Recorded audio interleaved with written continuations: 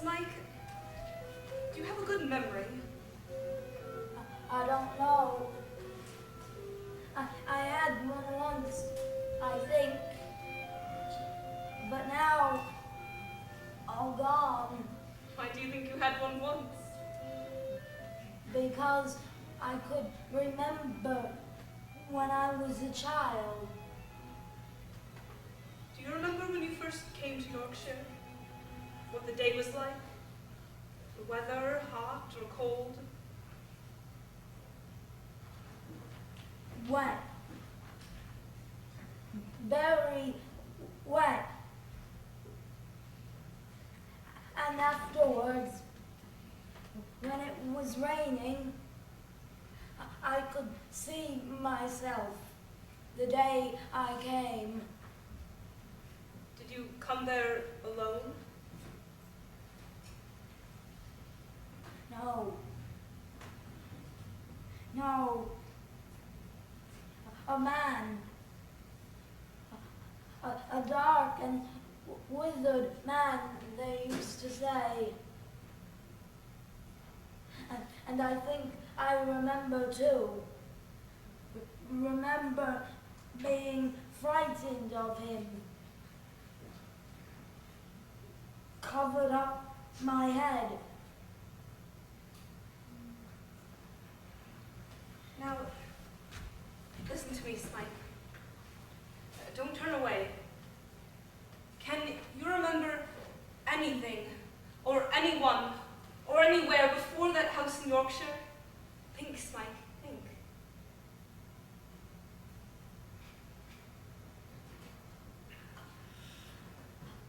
A room. I slept once in a room. A large and lonesome room beneath the attic. There was a hook in the ceiling above me. Remember being frightened of it. Covered up my head. Used to dream terribly about that room. People in it, things that changed. But that room never changes. Till now, I have not known 2 days together when I haven't been afraid.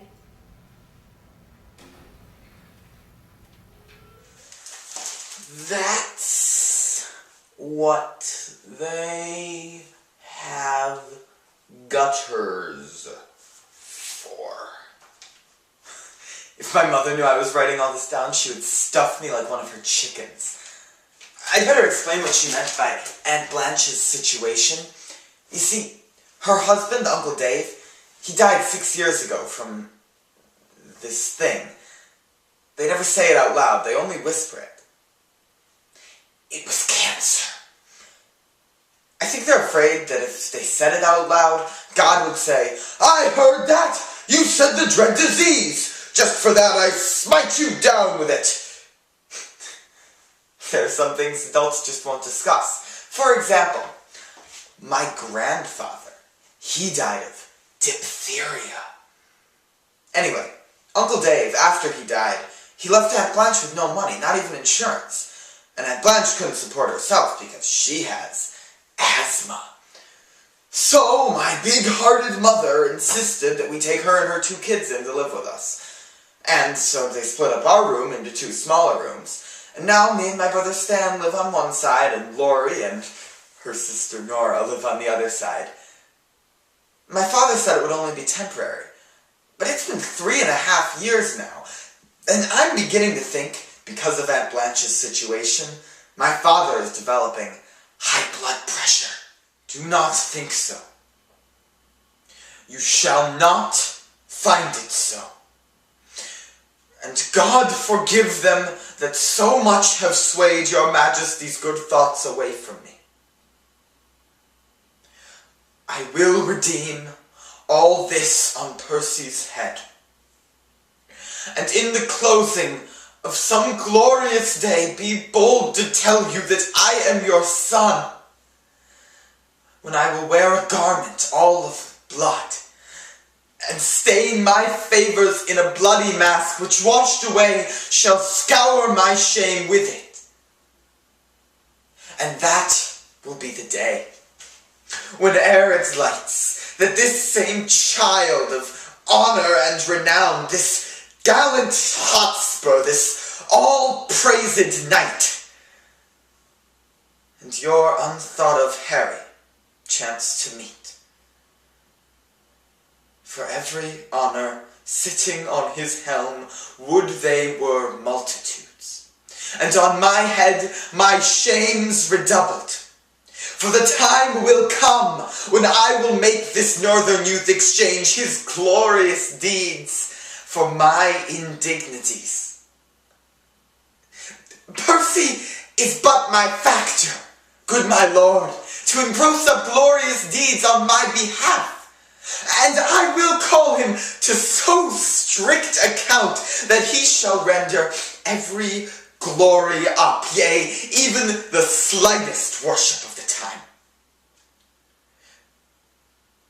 This, in the name of God, I promise here, the which, if he be pleased, I shall perform. I do beseech your majesty may salve the long-grown wounds of my intemperance. If not, the end of life cancels all bans, and I will die 100,000 deaths ere break the slightest parcel of this vow. I fell once while I was having an asthma attack. My mother called the hospital. She has an uncle who's an ambulance driver, and they rushed me to the hospital, the sirens blaring. That was 2 years ago, right before I went to high school. It was St. Agnes Hospital over track 37 on the A, the double A 1 through 7, and the B express lines. Maybe you passed it? I didn't get, hurt falling, Still, my mother asked me what I wanted most in the whole world, so I told her, and she let me ride the subways for 12 hours. She rode them with me. She had to miss work for 2 days. I like buses too, And my favorites are, well, you won't laugh, the trolleys. They're very beautiful. There's an old trolley graveyard about 2 blocks from here. I was thinking maybe Randy would want to go see them with me. I can go see the engine anytime. The trolley graveyard is, well, I guess, beautiful, They're just there, old creatures everyone's forgotten. Some of them all rusted out, some of them on their sides, and one, the old number 32, is standing straight up as if saying, I'm gonna stand here and be myself no matter what. I talked to them. Oh no, I shouldn't have said that. Oh, don't tell my mother, please.